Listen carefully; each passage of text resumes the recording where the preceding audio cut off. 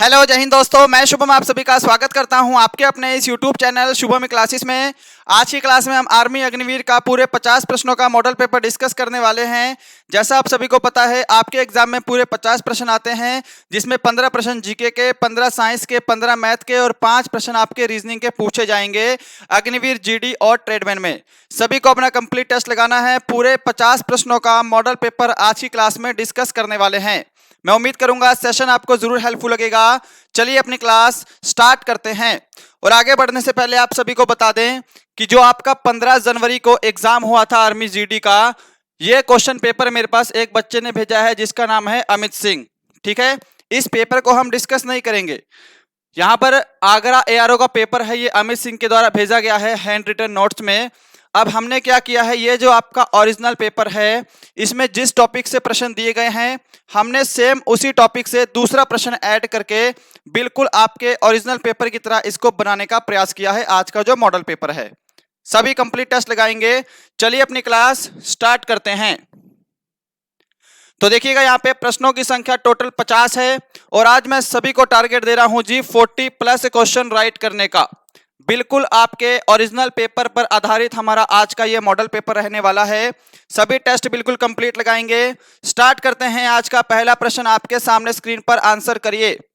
Section A सामान्य ज्ञान 1 से 15 तक पूरे 15 क्वेश्चन।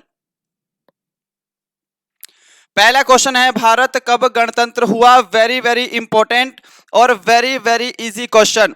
सभी क्वेश्चन आपके एग्जाम के लिए सुपर इंपॉर्टेंट हैं। सभी को टेस्ट कंप्लीट लगाना है। जल्दी से आंसर करिए। भारत कब गणतंत्र हुआ? जल्दी से इसका आंसर करिए। देखिए, भारत जो है 26 जनवरी 1950 को गणतंत्र हुआ था। ऑप्शन डी जो आंसर दे रहे हैं उनका आंसर करेक्ट है।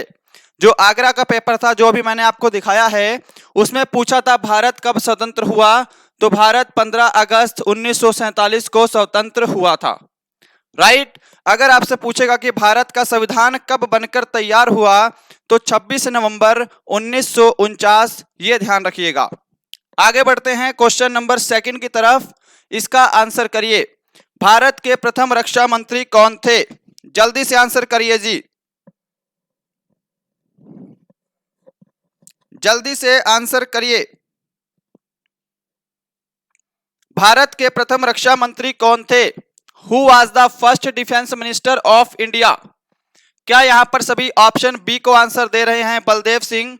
आप सभी का आंसर यहां पे बिल्कुल करेक्ट है जी। वर्तमान में कौन है भारत के रक्षा मंत्री? तो वर्तमान में राजनाथ सिंह जो हैं भारत के रक्षा मंत्री हैं। सुकुमार सेन के बारे में आप सभी को पता है। सुकुमार सेन कौन है? भारत के प्रथम मुख्य चुनाव आयुक्त थे। क्वेश्चन नंबर थर्ड देखिए, आधार कार्ड बनाने वाली संस्था का नाम क्या है? जो भी पिछला पेपर है आपका, जो मैंने दिखाया था आगरा एआरओ का, 15 जनवरी को हुआ था, उसके अंदर आपसे पूछा था पैन कार्ड का इस्तेमाल किस लिए किया जाता है। तो हमने उसी से रिलेटेड आधार कार्ड से क्वेश्चन लिया है और ये क्वेश्चन वेरी इंपॉर्टेंट है, ये तो आपको पता होना ही चाहिए। आधार कार्ड बनाने वाली संस्था का नाम क्या है? ऑप्शन आपके सामने चारों अवेलेबल हैं। जल्दी से आंसर कर दीजिए। क्या आंसर करेंगे? देखिए, आधार कार्ड बनाने वाली संस्था का नाम क्या है? UIDAI, unique identification authority of India. Unique identification authority of India, Hindi में बोलते हैं भारतीय विशिष्ट पहचान प्राधिकरण।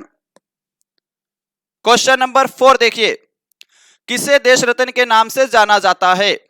लाल बहादुर शास्त्री, सुभाष चंद्र बोस, डॉक्टर राजेंद्र प्रसाद या फिर सरदार पटेल? जल्दी से इस प्रश्न का आंसर करिए। हु इज नोन एज देश रत्ना? क्या आंसर करेंगे? क्या सभी यहां पे ऑप्शन सी को आंसर दे रहे हैं? डॉक्टर राजेंद्र प्रसाद। आप सभी का आंसर बिल्कुल करेक्ट है जी। डॉक्टर राजेंद्र प्रसाद को देश रत्न के नाम से जाना जाता है। आगे बढ़ते हैं क्वेश्चन नंबर 5 की तरफ। सभी को टेस्ट बिल्कुल कंप्लीट लगाना है जी। देखिए, आपके आज से 16 फरवरी से आपके आर्मी के फॉर्म जो हैं वो डलने चालू हो जाएंगे। आज से आपके फॉर्म स्टार्ट हो चुके हैं, 15 मार्च तक फॉर्म चलेंगे। और एक चीज और ध्यान रखिएगा, थोड़ा सा इशू है ना, 1 अक्टूबर 2002 से 1 अप्रैल 1 अक्टूबर 2002 से 1 अप्रैल 2006 तक जो स्टूडेंट आते हैं इस एज क्राइटेरिया के अंदर, सिर्फ वो ही फॉर्म को अप्लाई कर सकते हैं।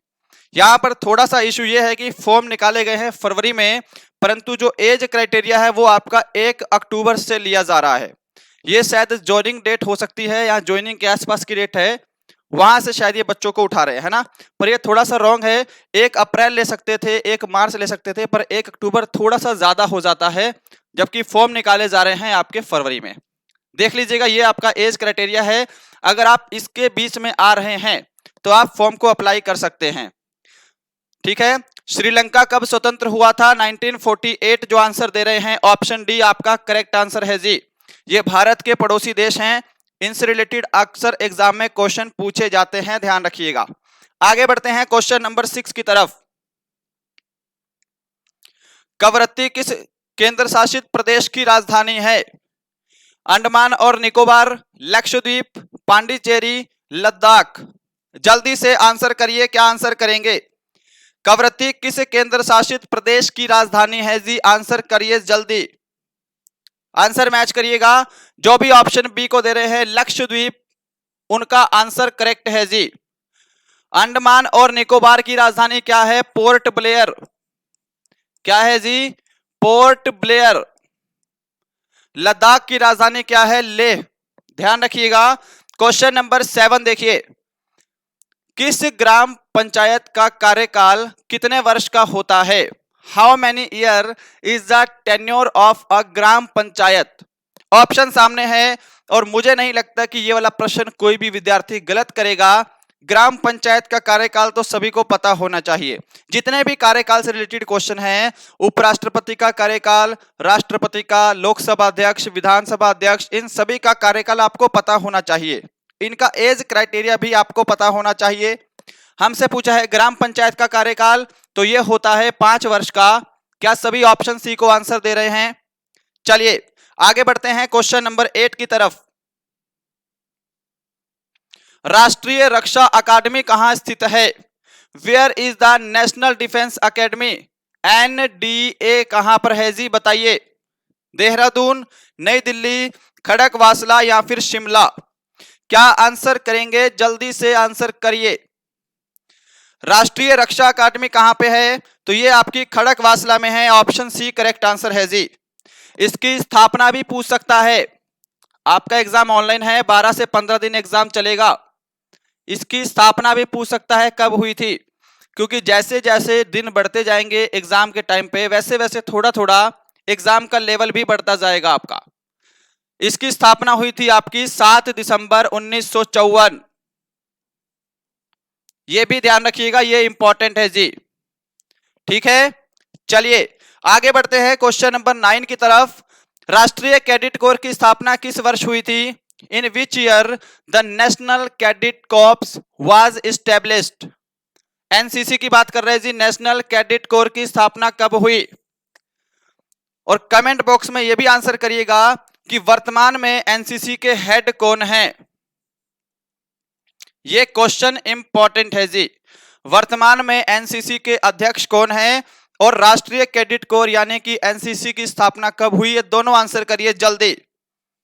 देखिए, नेशनल कैडेट कोर की बात करेंगे, इसकी स्थापना 1948 में हुई है। ऑप्शन डी करेक्ट आंसर है आपका।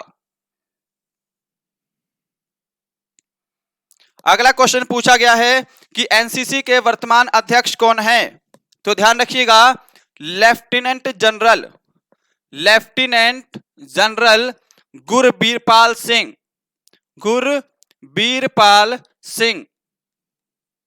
ये इंपॉर्टेंट है, इसलिए बताया जा रहा है, एग्जाम में क्वेश्चन पूछ सकता है। क्वेश्चन नंबर 10 देखिए, झुकी हुई मीनार कहां स्थित है? Where is the leaning tower located? Moscow, Giza, Pisa या फिर एथेंस?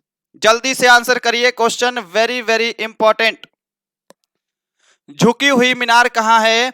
तो पीसा में है। पीसा कहां पे है? तो ये इटली में है, ध्यान रखिएगा। इसको पूरा नाम है लीनिंग टावर ऑफ पीसा। ठीक है, पीसा की झुकी हुई मीनार कहते हैं।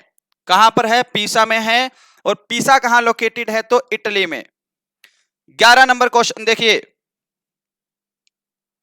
भारत की सबसे छोटी समुद्र तट सीमा वाला राज्य कौन सा है?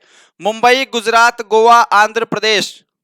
विच is the state with the shortest coastline in India? Answer करिए जी, जल्दी से आंसर करिए। क्या यहां पर सभी ऑप्शन सी को दे रहे हैं? गोवा उनका राइट आंसर है जी। सबसे छोटी समुद्र तट सीमा वाला राज्य है गोवा, और सबसे बड़ी पूछ लेगा अगर, तब आपको गुजरात आंसर करना है। गुजरात भारत में सबसे लंबी समुद्र तट वाला राज्य है। क्वेश्चन नंबर 12 देखिए, शहर मथुरा किस नदी के किनारे स्थित है? सिंपल प्रश्न है और वेरी वेरी इंपॉर्टेंट, जल्दी से आंसर करिए। शहर मथुरा किस नदी के किनारे स्थित है? क्या सभी यहां पे ऑप्शन सी को दे रहे हैं? यमुना नदी उनका आंसर करेक्ट है जी। मथुरा जो है यमुना नदी के किनारे है। साथ में सरयू नदी का भी पता होना चाहिए। कौन सा शहर है सरयू नदी के किनारे? देखिए, मैं जो भी एक्स्ट्रा ऑप्शन या एक्स्ट्रा फैक्ट की बात करता हूं, आप कमेंट बॉक्स में साथ साथ कमेंट करते जाइएगा।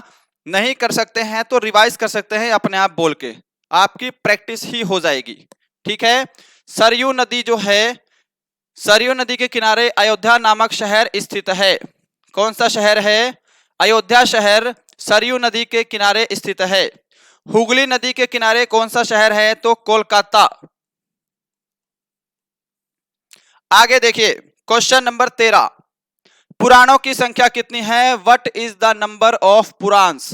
सबसे सिंपल है और ये गलत नहीं होना चाहिए जी। बिल्कुल सिंपल क्वेश्चन है, पुराणों की संख्या कितनी है, इसको गलत मत करिएगा, आंसर मैच करिए। क्या सभी ऑप्शन ए को दे रहे हैं? पुराणों की संख्या कितनी है? तो 18 है जी। 14 नंबर क्वेश्चन आपके सामने, लोथल स्थित है आंध्र प्रदेश, तमिलनाडु, राजस्थान, गुजरात। लोथल वर्तमान में कहां है? जल्दी आंसर कर दीजिए। देखिए ध्यान से, लोथल जो है ये कहां पे है? तो गुजरात में है। ये ऑप्शन आपका डी करेक्ट है जी। ठीक है, अब आगे एक चीज देखिए, लोथल जो है यह सिंधु घाटी सभ्यता का प्रमुख बंदरगाह था। सिंधु घाटी सभ्यता का प्रमुख बंदरगाह यानी कि पोर्ट था। ठीक है, और लोथल को ही सिंधु घाटी सभ्यता का पतन नगर कहा जाता है। क्या बोलते हैं? पतन नगर, यानी कि सिंधु घाटी सभ्यता का जो अंत है वो लोथल से ही होना शुरू हुआ था। आगे बढ़ते हैं क्वेश्चन नंबर 15 की तरफ, और सेक्शन ए का लास्ट क्वेश्चन है, शहर पेरिस किस नदी के किनारे स्थित है? क्वेश्चन वेरी इंपॉर्टेंट है, ये इंटरनेशनल लेवल का क्वेश्चन है, नदी किनारे बसे नगर वाले टॉपिक से। The city Paris is situated on the banks of which river? कर दीजिए आंसर। क्या सभी ऑप्शन बी को दे रहे हैं? पेरिस नदी उनका राइट आंसर है। यहां पर तो जी आंसर ही रॉन्ग है, दोनों पेरिस हो गया है जी, आंसर ये रॉन्ग है आपका। ठीक है, शहर पेरिस सीन नदी के किनारे है जी। कौन सी नदी है? सीन नदी। माफी चाहूंगा, यहां पे आपके ऑप्शन जो है ये रॉन्ग है। अब ऑप्शन रॉन्ग है तो बिना ऑप्शन के भी आंसर देने का ट्राई किया करो। यहां पर पेरिस ही ऑप्शन में टाइप हो गया है, सीन नदी राइट आंसर होगा। शहर डेन्यूब जो है इस नदी के किनारे, डेन्यूब नदी के किनारे कौन सा शहर है? तो वियना, ऑस्ट्रिया की कैपिटल है वियना, और ये डेन्यूब नदी के किनारे बसा है। टेम्स नदी के किनारे कौन सा शहर है? तो लंदन है, ये ध्यान रखिएगा। और टाइबर नदी पूछ ले तो रोम जो है, शहर रोम टाइबर नदी के किनारे स्थित है। देखिए, क्या सभी ने यहां पे राइट आंसर दिए हैं? चलिए आगे बढ़ते हैं नेक्स्ट पर। यहां पे आपका सेक्शन ए सामान्य ज्ञान कंप्लीट होता है। सेक्शन बी है आपका सामान्य विज्ञान, 16 से 30 तक, अगले 15 क्वेश्चन। देखिएगा, जब आप कमेंट बॉक्स में स्कोर कमेंट करेंगे लास्ट में, तो सेक्शन वाइज करिएगा कि सेक्शन ए में कितने राइट किए हैं आपने, सेक्शन बी में कितने राइट किए हैं, सेक्शन सी में और सेक्शन डी में, जिससे आपको भी पता लग सके कि आपका कौन सा सेक्शन वीक है और कौन से सेक्शन पर आपको ज्यादा मेहनत करने की आवश्यकता है। ठीक है, अब आपका एग्जाम पहले है तो आपको एग्जाम पर पूरा फोकस करना है। मात्र आपको 2 महीने दिए गए हैं फॉर्म भरने से लेकर आपके एग्जाम शुरू होने तक, है ना। तो जमकर तैयारी करिएगा, 4-5 घंटे से कुछ नहीं होने वाला, आपको इससे अच्छे लेवल की तैयारी करनी है और रिवीजन का भी टाइम निकालना है। ठीक है, आर्मी एग्जाम की तैयारी कैसे करनी है मैंने इसके ऊपर आपको कंप्लीट वीडियो दिया है स्ट्रेटेजी का, अगर आपने नहीं देखा है तो जाके देखिएगा। अगर आप चाहते हैं कि मैं उसके ऊपर दोबारा से वीडियो बनाऊं कि आर्मी जीडी की तैयारी कैसे करनी है या आर्मी अग्निवीर की तैयारी कैसे करनी है, कौन सी बुक्स फॉलो करनी है, क्या आपको टाइम टेबल फॉलो करना है, अगर आप चाहते हैं कि उसके ऊपर दोबारा वीडियो बनाया जाए तो दोबारा वीडियो भी बना दी जाएगी, कोई इशू नहीं है। ठीक है, नहीं तो आप चाहे तो पुराना वीडियो भी देख सकते हैं। किस रुधिर वर्ग को सर्वग्राही कहा जाता है, तो ये बोलते हैं ऑप्शन सी, रुधिर वर्ग कौन सा है जी, ए बी। ठीक है, यूनिवर्सल डोनर जिसको सर्वदाता कहते हैं वो ओ है। आगे देखिएगा, क्वेश्चन नंबर 17 है आपके सामने, हाइड्रोजन बम का आविष्कार किसने किया था? Who invented the hydrogen bomb? Edward Teller, auto horn, Ritter, Rutherford. करिए जल्दी से आंसर, क्या आंसर करेंगे? हाइड्रोजन बम का आविष्कार किसने किया था? क्या सभी यहां पे ऑप्शन ए को दे रहे हैं, एडवर्ड टेलर? आपका आंसर करेक्ट है जी। आगे चलें, आगे देखिए क्वेश्चन नंबर 18, विद्युत हीटर में किस तार का प्रयोग किया जाता है? सिलिकॉन, टंगस्टन, तांबा, nichrome. Which wire is used in electric heater? जल्दी से आंसर दे दीजिए जी। विद्युत हीटर में किस तार का प्रयोग होता है? तो ये होता है नाइक्रोम की तार का, ऑप्शन डी करेक्ट आंसर है जी। एक और क्वेश्चन पूछा जाता है टंगस्टन से रिलेटेड कि विद्युत बल्ब का फिलामेंट किसका बना होता है? तो टंगस्टन का बना होता है। ठीक है, क्वेश्चन नंबर 19 देखिए, मोतियाबिंद नामक बीमारी से मानव शरीर का कौन सा अंग प्रभावित होता है? Which part of the human body is affected by the disease called cataract? Answer करिए, जल्दी से आंसर करिए। तो मोतियाबिंद नामक बीमारी जो है ये मनुष्य के कौन से हिस्से में होती है? मनुष्य की आंख में होती है। ये ऑप्शन आपका डी राइट आंसर है जी। सभी ने तो सही आंसर दिया होगा। आगे बढ़ते हैं क्वेश्चन नंबर 20 की तरफ, टीबिया नामक हड्डी कहां पाई जाती है? वेरी इंपॉर्टेंट और वेरी वेरी इजी क्वेश्चन, गलत मत करिएगा, किसी का भी गलत नहीं होना चाहिए। टीबिया नामक हड्डी कहां पाई जाती है? आंसर मैच करिए। क्या सभी ऑप्शन बी को दे रहे हैं, पैर में? आपका राइट आंसर है जी। 21 देखिए, इंद्रधनुष में कितने रंग होते हैं? सिंपल प्रश्न, how many colours are there in rainbow? Option available है, आंसर करिए। और देखिएगा डेली शाम को 5 बजे, डेली शाम को 5 बजे आपकी मैथ्स की जो क्लासेस है हमारे इसी चैनल शुभम ई क्लासेस पर चल रही हैं। ठीक है, टॉपिक वाइज क्लासेस चल रही हैं, ध्यान रखिएगा। नंबर सिस्टम वाला टॉपिक हमारा कंप्लीट हो गया है। अब हमारा टॉपिक चल रहा है स्क्वायर एंड क्यूब रूट, वर्गमूल और घनमूल। आज शाम को 5 बजे जुड़ना ना भूलिएगा।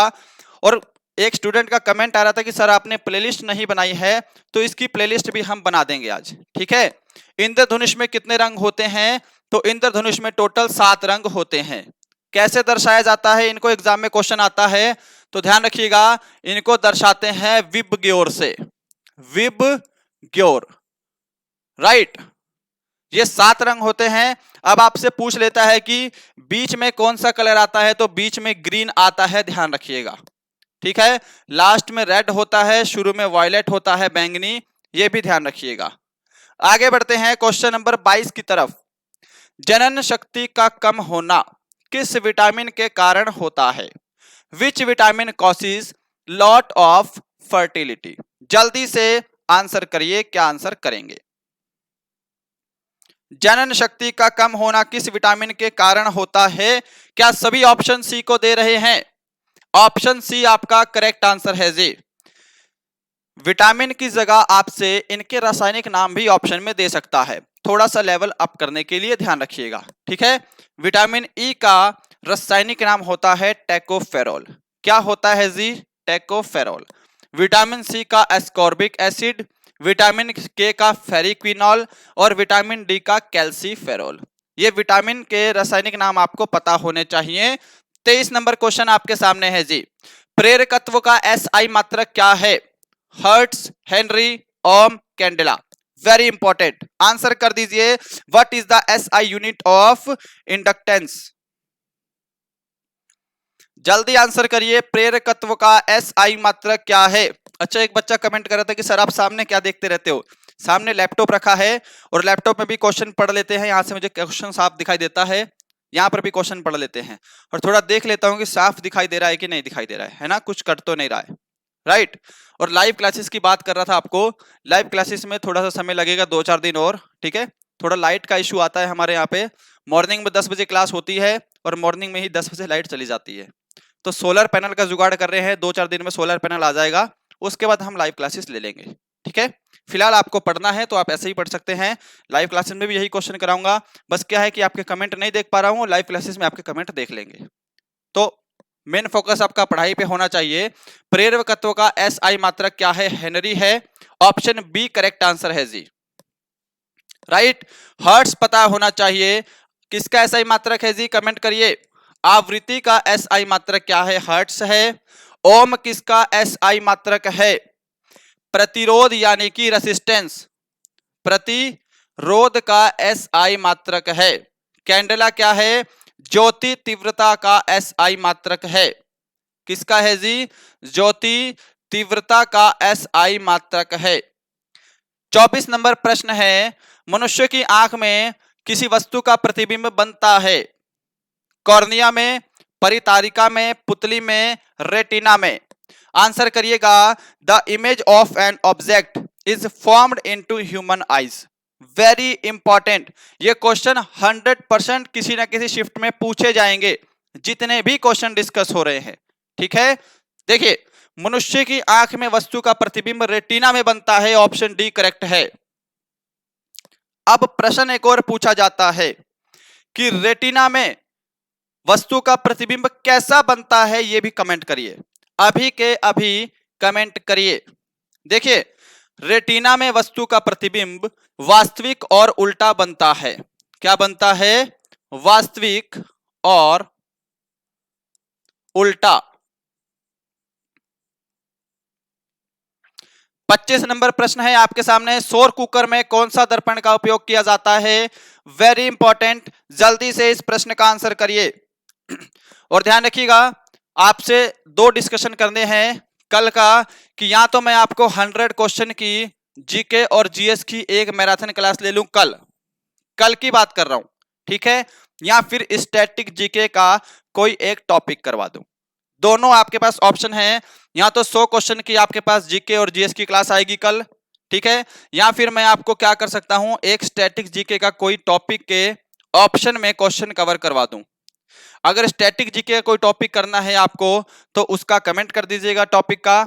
अगर आप चाहते हैं कल की क्लास में 100 क्वेश्चन की सुबह 10 बजे मैराथन क्लास हो जीके और साइंस की, तो ये भी कमेंट कर दीजिएगा, ये आपके ऊपर डिसीजन है, मैं कमेंट देखूंगा आपके, उसके बाद ही अगली क्लास तैयार करेंगे, राइट। सौर कुकर में कौन सा दर्पण होता है? अवतल दर्पण का प्रयोग होता है, ऑप्शन सी करेक्ट आंसर है। आंसर मैच करते जाइएगा, लास्ट में सभी का स्कोर कमेंट बॉक्स में चाहिए। क्रिया प्रतिक्रिया न्यूटन की गति के किस नियम से संबंधित है? दीजिए आंसर, क्वेश्चन इंपॉर्टेंट है जी, बहुत ज्यादा। क्लासेस हमारी डेली सुबह 10 बजे चलती हैं, जीके और साइंस की, किसकी? जीके और जीएस की, और शाम को जो 5 बजे है ये आपकी फिलहाल में मैथ की क्लासेस चल रही हैं टॉपिक वाइज। अगर आपको मैथ के टॉपिक करने हैं तो यहाँ पे शाम को 5 बजे जुड़िएगा। क्रिया प्रतिक्रिया न्यूटन की गति के तीसरे नियम के कारण संभव है, ऑप्शन बी करेक्ट आंसर है जी।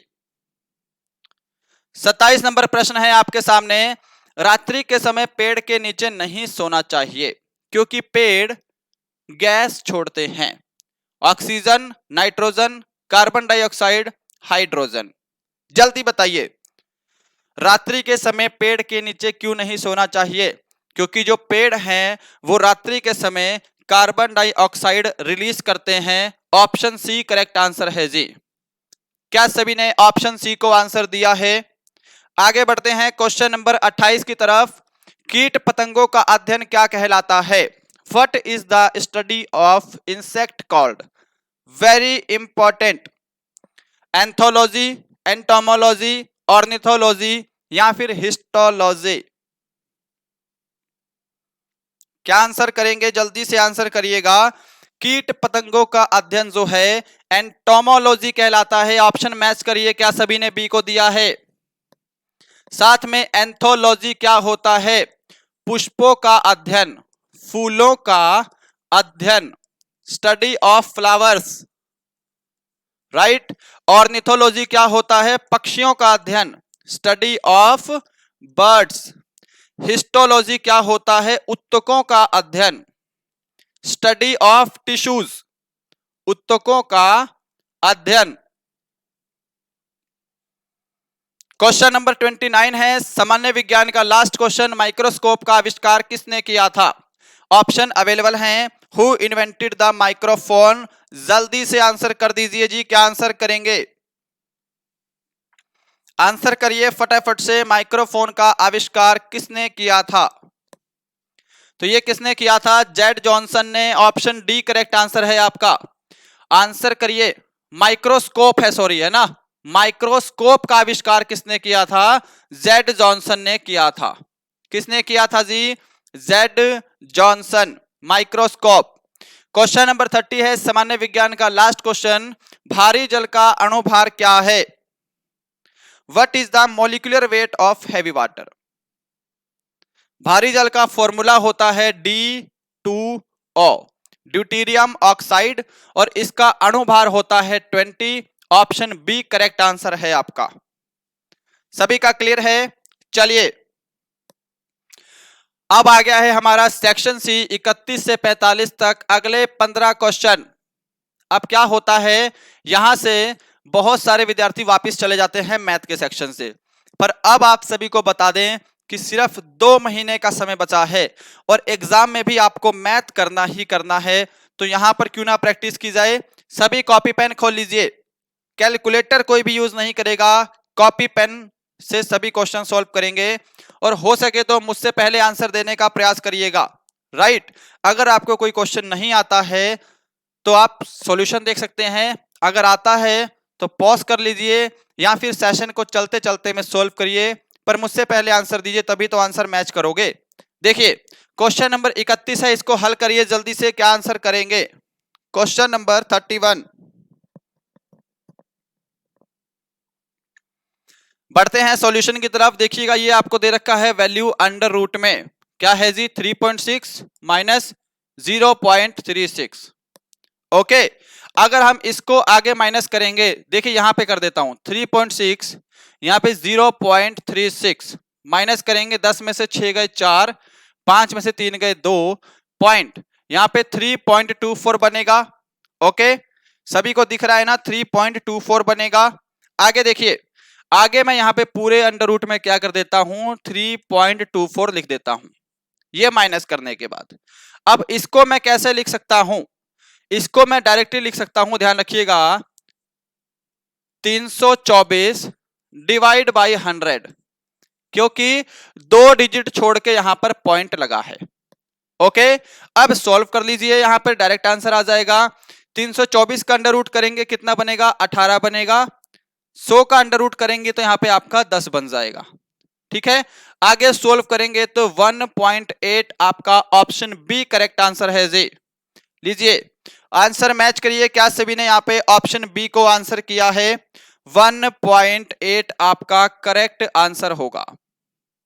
आगे देखिए क्वेश्चन, आगे क्वेश्चन वेरी इंपॉर्टेंट है, इसको सॉल्व करिए जल्दी से। यदि 3x माइनस 1 बराबर 168 है तो x का मान आपको बताना है। कैसे करोगे? जल्दी से सॉल्व करिए। देखिए यहां पे क्या लिखा है? 13x माइनस 1, 13x -1 बराबर कितना है 168 है। राइट। अब क्या है जी, ये माइनस का जो 1 है ये इधर चला जाएगा और इधर जाने के बाद ये क्या हो जाएगा, प्लस हो जाएगा। ठीक है जी, इधर जाने के बाद ये क्या हो जाएगा, प्लस हो जाएगा। तो यहां पर क्या हो जाएगा 13x बराबर 169।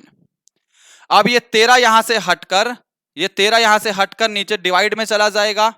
राइट।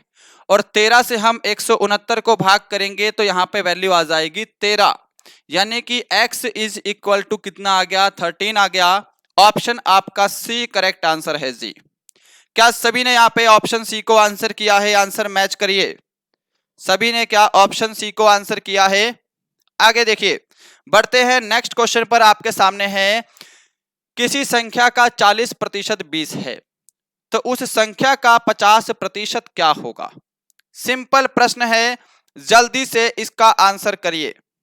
देखिए, माना मैंने क्या है, वो संख्या है जी x। इतना क्लियर है? थोड़ा और बड़ा लिख देते हैं। देखिए, माना मैंने वो संख्या क्या है, x है। x का 40% यानी कि 40 डिवाइड बाई 100 कितना है, 20 है। यही दे रखा है आपको। आगे देखिए, ये हमने 0 से 0 कैंसिल कर दी, ये 10 इधर जाके 20 में मल्टीप्लाई हो जाएगा तो यहां पे बनेगा आपका 4x बराबर 200। ठीक है जी। अब 4 जो है यहां से हटकर नीचे आ जाएगा डिवाइड में। इतना क्लियर है? ये 4 यहां से हमने कैंसिल कर दिया। अब 4 से 200 को भाग करेंगे तो यहां पे 50 आ जाएगा, है ना। तो ऑप्शन जो बी आंसर मत करिएगा। 50 क्या है, हमारी x की वैल्यू है। जैसे मैं आंसर करने जा रहा था, आपको आंसर नहीं करना है, आपको उस संख्या का 50% बताना है। देखिए, x की वैल्यू 50 आ गई, 50 का 50% तो इजी निकाल लोगे। 50 का 50%, 50 को आधा कर देंगे तो 25 आ जाएगा। ये आपका ऑप्शन ए करेक्ट आंसर है जी। लीजिए 34 नंबर क्वेश्चन देखिए आपके सामने। किसी आयत का परिमाप 180 मीटर है, यदि उसकी लंबाई और चौड़ाई का अनुपात 5:4 हो तो आयत का क्षेत्रफल क्या होगा, यह बताना है आपको। करिए जल्दी से सोल्व। कैसे सोल्व करेंगे इसको, जल्दी से इस क्वेश्चन को सोल्व करिए जी। सबसे पहले आपको पता होना चाहिए आयत के परिमाप का फॉर्मूला। आयत का परिमाप होता है जिसको हम पेरीमीटर बोलते हैं, वो क्या होता है 2 इंटू लेंथ प्लस ब्रेथ, लंबाई जमा चौड़ाई। ठीक है। अब यहां पर देखिए 2 इंटू, राइट, एल कितना दे रखा है आपको, 5 दे रखा है अनुपात में। इसको मैं लिख लेता हूं 5x प्लस 4x। वैल्यू कितनी दे रखी है परिमाप की, 180। सभी को क्लियर दिख रहा है? बिल्कुल दिख रहा है। अब देखिए, इस 2 से हम 180 को भाग कर देंगे तो यहां पे आपका 90 आ जाएगा। राइट। यानी कि 5x प्लस 4x हो गया आपका 9x बराबर 90। अब 9 से ये 90 भी भाग हो जाएगा, x की वैल्यू कितनी आ जाएगी, 10 आ जाएगी। राइट। अब हमको पहले लंबाई और चौड़ाई निकालनी है, तभी तो हम क्षेत्रफल निकालेंगे। देखिए, x की वैल्यू है 10, यहां पे है 5x और 4x। ठीक है। अब यहां पर 10 को 5 से मल्टीप्लाई करेंगे तो आपकी जो लंबाई आ जाएगी वो आ जाएगी 50। 10 को 4 से मल्टीप्लाई करेंगे तो आपकी जो चौड़ाई है वो आ जाएगी 40। अब आयत का क्षेत्रफल का फॉर्मूला होता है लंबाई गुणा चौड़ाई। सभी को पता है, लंबाई गुणा चौड़ाई। यानी कि हमको क्या करना है, हमको यहां पर क्या करना है, 50 गुणा 40 कर देना है। ठीक है जी। तो एरिया कितना आ जाएगा, 5 चौके 20, यहां पे 2 जीरो और 2000 वर्ग मीटर आपका ऑप्शन ए करेक्ट आंसर है। देख लीजिए सॉल्यूशन। क्या सभी को सॉल्यूशन समझ में आया है? और अगर आपको आता है तो आपने मुझसे पहले सॉल्व कर दिया होगा। आगे बढ़ते हैं क्वेश्चन नंबर 35 की तरफ। 60 का सबसे छोटा गुणज जो कि एक पूर्ण वर्ग होगा, बताइए, पूर्ण वर्ग यानी कि किसी का स्क्वायर होगा। ओके, सॉल्व करिए। देखिए 360 किसी का स्क्वायर ही नहीं है, 600 किसी का स्क्वायर ही नहीं है। ये दो वैल्यू बचती हैं, 90 30 का स्क्वायर है और 300 3600 जो है वो 60 का स्क्वायर है ना। अब सबसे छोटा इनमें से तो 90 ही 900 ही हो गया है ना। 900 ही क्या है, 60 का सबसे छोटा गुणज है, जो कि एक पूर्ण वर्ग भी है ऑप्शन के अकॉर्डिंग। तो यहां पे आपका 900 ऑप्शन सी करेक्ट आंसर है जी, है ना। देखिए 900 को हम 60 से भाग करेंगे तो आराम से भाग हो जाएगा 15 टाइम में। और ये क्या है जी, 900 30 का स्क्वायर भी है 900, यानी कि सबसे छोटा तो इसमें 900 ही है, जो 60 का गुणज भी है और एक पूर्ण वर्ग संख्या भी है। 36 नंबर देखिए, लघुत्तम समापवर्तक निकालना है, लीस्ट कॉमन फैक्टर यानी कि एलसीएम। करिए जल्दी से, कैसे करेंगे सॉल्व इसको। संख्या आपको दे रखी है 7/9, राइट। अगली संख्या दे रखी है आपको 14/5 और नेक्स्ट संख्या दे रखी है आपको 7/10।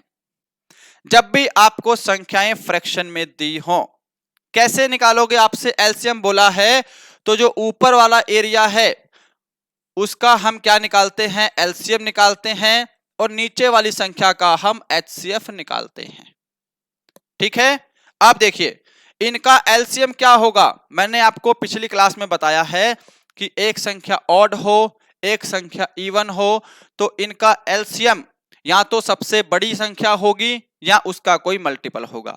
अगर मैं यहाँ पे एलसीएम को 14 मान लूं तो 14 इन दोनों से डिवाइड हो जाएगा, है ना, इनका मल्टीपल है, यानी कि जो ऊपर एलसीएम आ जाएगा वो आ जाएगा 14 डिवाइड बाई, नीचे हमको एचसीएफ भी लेना पड़ेगा। अब इनका तो कोई भी हाईएस्ट कॉमन फैक्टर नहीं नजर आ रहा है सिवाय एक के, तो इनका जो एचसीएफ आ जाएगा वो एक आ जाएगा, यानी कि हमको एलसीएम निकालना था, कितना आ जाएगा 14। यहां पे राइट आंसर रहेगा ऑप्शन डी। देख लीजिए क्या सभी ने ऑप्शन डी को दिया है।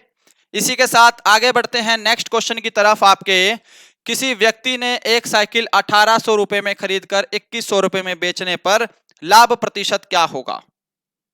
जल्दी बताइए जी, प्रॉफिट परसेंट बताना है आपको। प्रॉफिट परसेंट का फॉर्मूला क्या होता है, प्रॉफिट इंटू 100 यानी कि लाभ गुणा 100 डिवाइड में कॉस्ट प्राइस यानी कि क्रय मूल्य। ठीक है, अब आगे देखिए 1800 रुपए में खरीदी है 2100 रुपए में बेची है, 300 रुपए का लाभ हुआ है, तो यहां पे प्रॉफिट कितना है जी 300 रुपए। गुणा क्या करेंगे, गुणा हम करेंगे 100। क्रय मूल्य कितना दिया है आपको 1800 रुपए, नीचे आ जाएगा 1800 रुपए, राइट।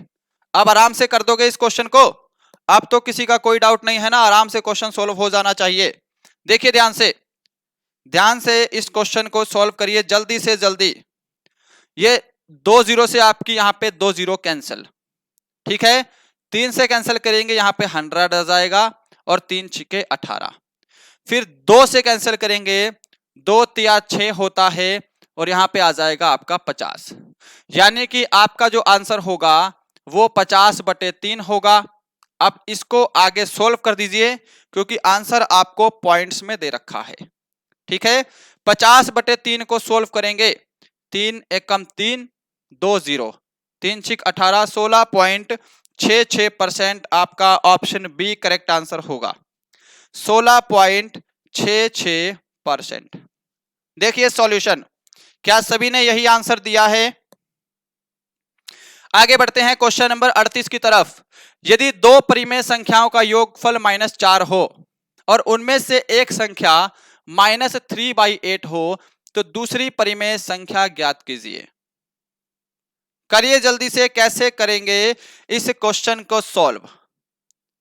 परिमेय संख्या मैंने आपको बताया है जिसको हम p/q की फॉर्म में लिख सकते हैं, जिसको हम p/q की फॉर्म में लिख सकते हैं, p/q, ठीक है, उसको हम परिमेय संख्या बोलते हैं।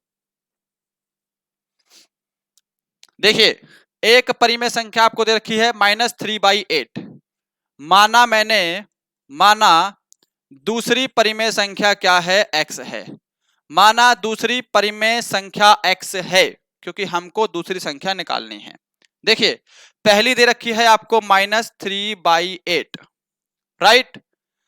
प्लस क्या करेंगे, x करेंगे दूसरी परिमेय संख्या, और इनका जो टोटल दिया है आपको दे रखा है -4, यही दिया है ना। अब आगे देख लीजिए, अब आगे इसका एलसीएम लेके सोल्व करना आपको आता होगा। यहाँ पे -3 प्लस गुणा करेंगे तो यहाँ पे 8x divide by 8 is equal to -4। समझ गए सभी। अब देखिए ये 8 इधर जाके -4 में मल्टीप्लाई हो जाएगा, तो यहां पे आपका बनेगा -3 plus 8x is equal to -32। ठीक है जी। अब आगे देखिएगा, ये जो आपका माइनस का 3 है ये इधर जाके प्लस का बन जाएगा। ठीक है। अब माइनस और प्लस क्या होते हैं, माइनस होते हैं, और बड़ा साइन क्या है, माइनस का है, तो हम माइनस ही लगाएंगे। ठीक है। -3 इधर जाके प्लस का हो जाएगा, यहां पे आपका 8x बनेगा इज इक्वल टू -29 -29। ठीक है जी। अब यहां से जो 8 हट जाएगा और नीचे चला जाएगा आपका डिवाइड में, है ना। तो आपके सामने जो x की वैल्यू आ गई वो आ गई -29/8। ऑप्शन सी करेक्ट आंसर है जी। दूसरी परिमेय संख्या क्या है, -29/8 है। 39 नंबर क्वेश्चन देखिएगा, किसी परीक्षा में 65% विद्यार्थी उत्तीर्ण हुए तथा फेल हुए विद्यार्थियों की संख्या 420 है, तो कुल परीक्षार्थियों की संख्या ज्ञात करें। जल्दी से इस क्वेश्चन को कर दीजिए। कैसे करेंगे, क्वेश्चन वेरी वेरी इंपॉर्टेंट है। आप अपने कॉपी पेन में सॉल्व करिए अगर आपको आता है, और नहीं आता है तो हमारा ये सॉल्यूशन देखिए। देखिए माना मैंने टोटल विद्यार्थी कितने हैं जी, 100% है ना। टोटल विद्यार्थी तो 100% ही रहेंगे। अब इसमें क्या है, 65% जो है वो पास हो गए हैं। इसका जो 65% स्टूडेंट हैं वो क्या हो गए हैं, पास हो गए हैं। तो कितने परसेंट बचे अब यहां पर बचे हैं 35% विद्यार्थी जो कि क्या हो गए हैं, फेल हो गए हैं, राइट। और फेल हुए विद्यार्थियों की संख्या 420 है, यानी कि जो 65% विद्यार्थी फेल हुए हैं उनकी वैल्यू क्या है, 420 है। ठीक है। अब यहां से 1% की वैल्यू आपको निकालनी है। देखिए पहले किससे करेंगे, 7 से कैंसिल करते हैं, 7 5 जा 35, और यहां से करेंगे 7 6 42 60। फिर 5 से और कैंसिल कर देंगे, 1% की जो वैल्यू आ जाएगी यहां पे आ जाएगी 12, राइट। 1% की वैल्यू है 12। हमको निकालना है टोटल विद्यार्थी यानी कि 100% की वैल्यू। अगर 1% की वैल्यू 12 है, 100% की क्या हो जाएगी, 12 को 100 से मल्टीप्लाई कर देंगे, यहां पे 1200 टोटल विद्यार्थी होंगे। Option D. क्या सभी ने ऑप्शन डी को आंसर किया है। आगे बढ़ते हैं क्वेश्चन नंबर 40 की तरफ। भाई ये बिल्कुल सिंपल क्वेश्चन है, सिर्फ आपको जोड़ना है, आपको ऐड करना है, ये गलत नहीं होना चाहिए। देखिए क्वेश्चन दे रखा है 3.25, 4.19 और यहां पे 5.00। 9 और 5 14, ठीक है जी। 3 और 1 4, पॉइंट 5 और 4 9, 9 और 3 12, 12.44। ऑप्शन ए आपका राइट आंसर है जी। ये तो सभी ने कर लिया होगा, है ना। 12.44। 41 नंबर क्वेश्चन देखिए, और अभी तक आप सभी ने सेशन को लाइक नहीं किया है, मैं उम्मीद करूंगा सेशन पसंद आ रहा होगा आपको। डेली सुबह 10 बजे जीके जीएस, शाम को 5 बजे मैथ की क्लास होती है। सेशन पसंद आ रहा है तो लाइक शेयर एंड सब्सक्राइब जरूर करिएगा, राइट। और देखिएगा हमारी इस क्लास का जो पीडीएफ है ये आपको हमारे टेलीग्राम चैनल पे अपलोड कर दिया जाएगा, और टेलीग्राम का लिंक नीचे डिस्क्रिप्शन में दिया हुआ है, जाके ज्वाइन कर लीजिए।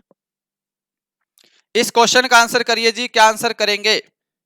क्वेश्चन है कि कितने वर्षों में 5,000 रुपए की धनराशि 6% वार्षिक साधारण ब्याज की दर से 6200 रुपए हो जाएगी? कितनी हो जाएगी? 6200 रुपए हो जाएगी। करिए जल्दी से सॉल्व। देखिए 6200 रुपए अगर धनराशि हो रही है तो ये क्या है? आपका मिश्रधन है, यानी कि अमाउंट है ना। और मिश्रधन क्या होता है? मिश्रधन होता है आपका मूलधन प्लस ब्याज, यानी कि प्रिंसिपल प्लस इंटरेस्ट, है ना। मिश्रधन आपको दे रखा है 6200 रुपए, मूलधन दे रखा है आपको 5,000 रुपए, ठीक है। आपको ब्याज पता होना चाहिए अगर आपको टाइम निकालना है तो। ये 5,000 इधर जाके 6200 में माइनस हो जाएगा, तो आपका जो ब्याज होगा वो कितना होगा? 1200 रुपए। अब आगे देखिए, हमको बताया है कितने वर्षों में, यानी कि हमको निकालना है टाइम। टाइम का फॉर्मूला होता है सिंपल इंटरेस्ट इंटू 100, नीचे क्या है जी?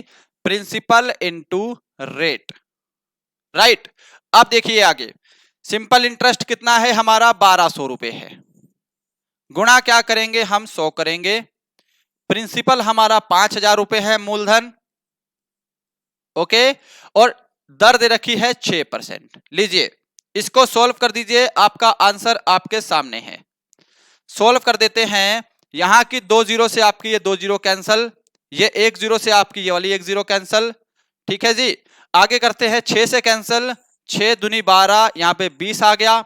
5 से कैंसिल करेंगे, 5 चौके 20, यानी कि आपका 4 ईयर कहां पे है? ऑप्शन सी में है। ये आपका करेक्ट आंसर हो जाएगा। सभी ने आंसर कर दिया होगा, ये क्वेश्चन सिंपल था। आगे बढ़ते हैं 42 नंबर प्रश्न की तरफ।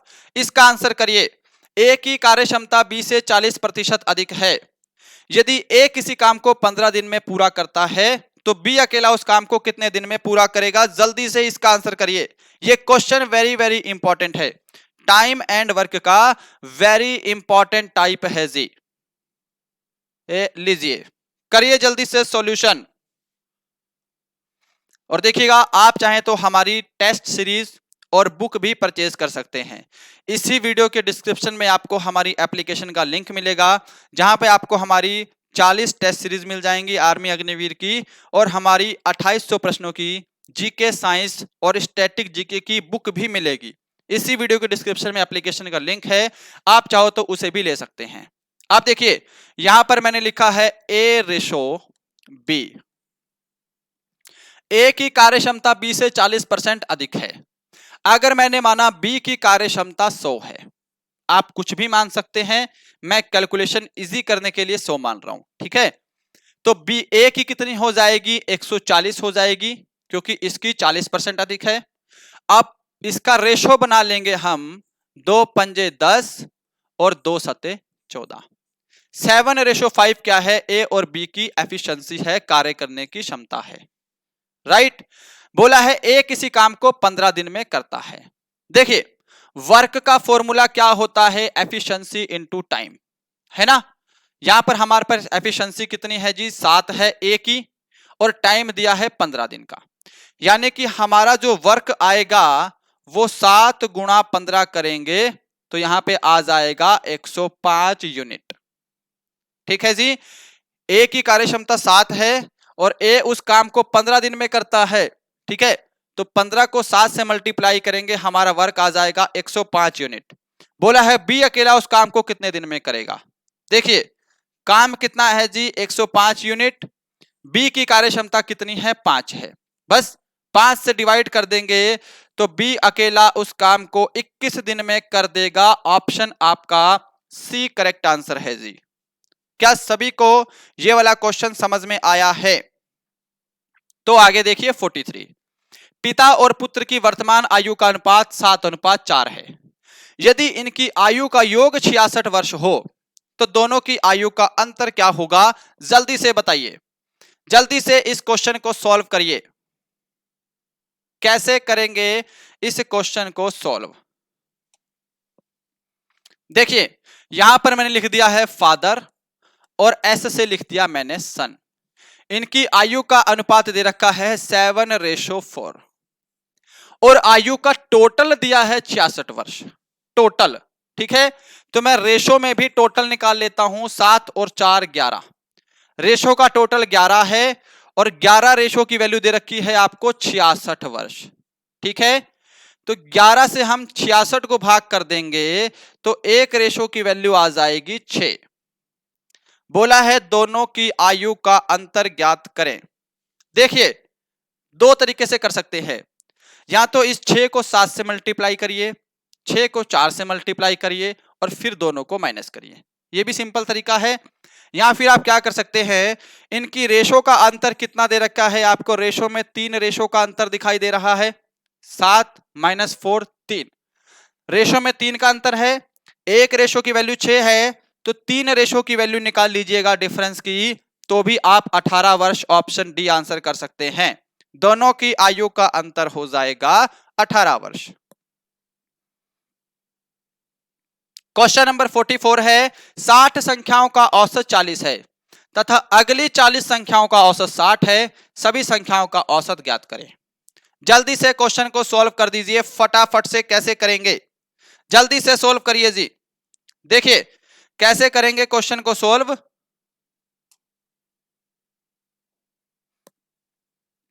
60 संख्याओं का औसत 40 है, अगर मैं 60 को 40 से मल्टीप्लाई कर दूं तो इन 60 संख्याओं का टोटल हो जाएगा 2400। अगली 40 संख्याओं का औसत 60 है, यानी कि मैं 40 को फिर 60 से मल्टीप्लाई करूंगा तो अगली 40 संख्याओं का टोटल आ जाएगा 2400।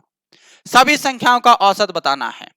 औसत क्या होता है, औसत होता है संख्याओं का जोड़, संख्याओं का जोड़ और नीचे क्या हो जाएगा, कुल संख्या। ठीक है जी, टोटल नंबर, कुल संख्या। संख्याओं का जोड़ करेंगे 2400 और 2400 कितना बन जाएगा, 4800 बन जाएगा। डिवाइड बाई टोटल संख्या कितनी है, एक संख्या 60 है और एक संख्या 40 दे रखी है, जोड़ेंगे तो टोटल हो जाएगा 100। डिवाइड कर देंगे तो 48। ऑप्शन सी करेक्ट आंसर है आपका। क्या सभी ने यहाँ पे ऑप्शन सी को दिया है। आगे बढ़ते हैं, क्वेश्चन नंबर 45 है मैथ का लास्ट क्वेश्चन। 9 तथा 25 का मध्य समानुपाती ज्ञात करें। जल्दी से आंसर करिएगा, सिंपल प्रश्न है ये तो, रेशो एंड प्रपोर्शन वाले टॉपिक से। मध्य समानुपाती यानी कि मीन प्रपोर्शन का फॉर्मूला होता है √AB। ठीक है जी, √A कितना है हमारा 9 है, B की वैल्यू कितनी है जी 25 है। 25 को 9 से मल्टीप्लाई करेंगे कितना बन जाएगा, 225 अंडर रूट में। अब 225 का अंडर रूट करेंगे तो 15 होता है। ऑप्शन सी करेक्ट आंसर है आपका। लीजिए, क्या सभी ने ऑप्शन सी को दिया है, तो यहां पे आपका मैथ का सेक्शन कंप्लीट होता है। 46 क्वेश्चन है आपका, सेक्शन डी तर्क शक्ति, लास्ट के 5 क्वेश्चन, इसके बाद आपकी छुट्टी है। जल्दी से आंसर करिए। यहां पे कौन सा अल्फाबेट आएगा ये आपको बताना है, फटाफट से आंसर कर दीजिए। मैं उम्मीद करूंगा सेशन आपको जरूर हेल्पफुल लग रहा होगा। अभी तक चैनल को सब्सक्राइब नहीं किया है, वीडियो को लाइक शेयर नहीं किया है तो जरूर करिएगा। डेली सुबह आपको ऐसा ही कंटेंट मिलेगा। देखिए, सी के बाद कितना डिफरेंस है, डी, ई, एफ और जी। 4 अल्फाबेट छोड़ के हमको एच लगाया है।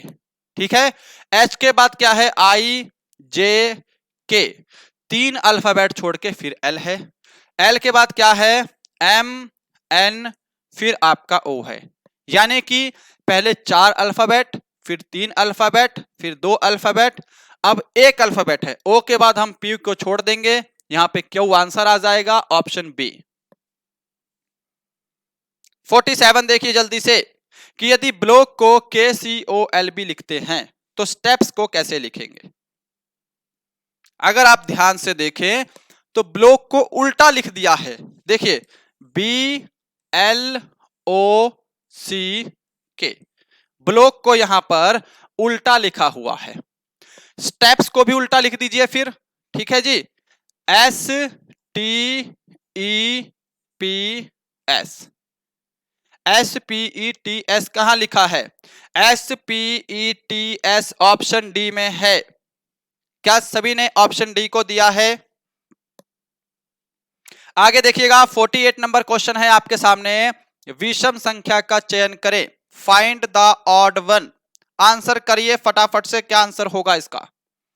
देखिए 4 गुणा 6 24, 5 गुणा 6 30, 6 गुणा 6 36 और 7 गुणा 6 करेंगे तो यहां पे 42 आना चाहिए था, 56 नहीं। ऑप्शन डी करेक्ट आंसर है आपका। क्वेश्चन नंबर 49 है आज का सेकंड लास्ट क्वेश्चन। इसका आंसर जल्दी से करिए, जल्दी से आंसर करिए। यहां पर कौन सी संख्या आएगी ये आपको बताना है जी, ठीक है। देखिए 6 गुणा 2 12, ठीक है, यहां पर मिस्टेक हो गई, यहां पर थोड़ी सी मिस्टेक हुई है जी। 6 गुणा 2 12, ये क्वेश्चन ही रॉन्ग टाइप हो गया लग रहा है ना। यहां पर क्या था आगे, 12 गुणा 3 करेंगे तो यहां पे 36 वैल्यू आनी चाहिए थी, ठीक है जी। फिर हम 36 को 4 करते